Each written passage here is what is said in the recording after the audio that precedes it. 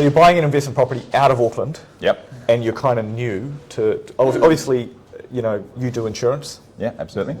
Through your lens, what are the kind of things that you kind of red flags, basically, right?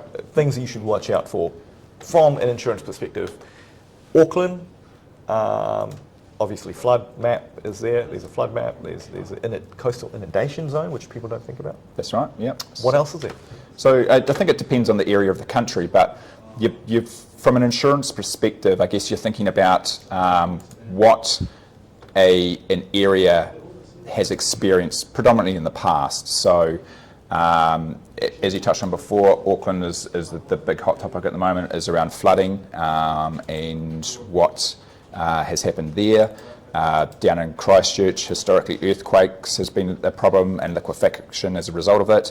And there's certain areas within the city that are more prone to that sort of liquefaction where there's softer soils in place. In the top of the South Island, again, it's another earthquake zone. Over in the likes of Hawke's Bay can be, they have challenges around the flooding, flooding, coastal inundation, as well as earthquakes. So that can be quite a challenging area.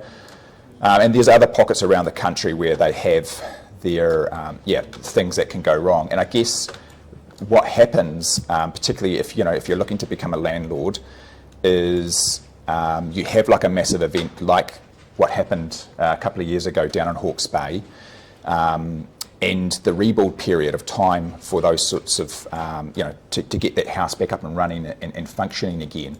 And what happens in massive scale events is that the scarcity of building supplies and labour become a problem, and delays things. Correct, yeah. And then so the rent cover becomes exactly. That's exactly right. So ideally, something like a 6-month rent cover, which isn't written in some policy wordings, it can become a really big problem and put a lot of pressure on you as the landlord to be able to keep servicing that mortgage.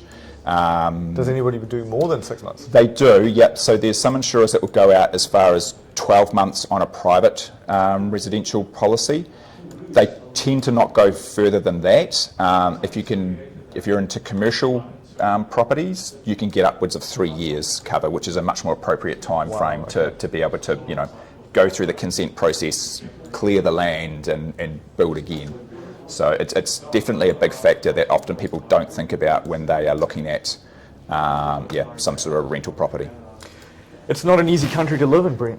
No, no, it's not. No, we've definitely got our challenges. Being a long, narrow island that sits on a fault line, it's definitely, all right, now if you were going to buy an investment property right now, where would you look? Oh, that's a good question. I'd probably be thinking somewhere strictly from a perspective of safety. Correct. Yeah, I'd be thinking of somewhere like, say, Hamilton or Dunedin.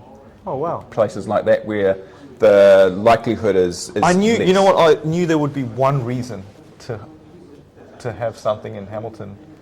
that is the rental property. Just stay away from the river. Yeah. No, I say that, but I actually do live in the Waikato now, so that's true. I'm not an Aucklander anymore. Sorry, Brent. I don't know why I'm apologising for that. I should be happy about it. You should be. Yeah. Anyway, thank you for that, Brent. Brent Denny, an insurance specialist.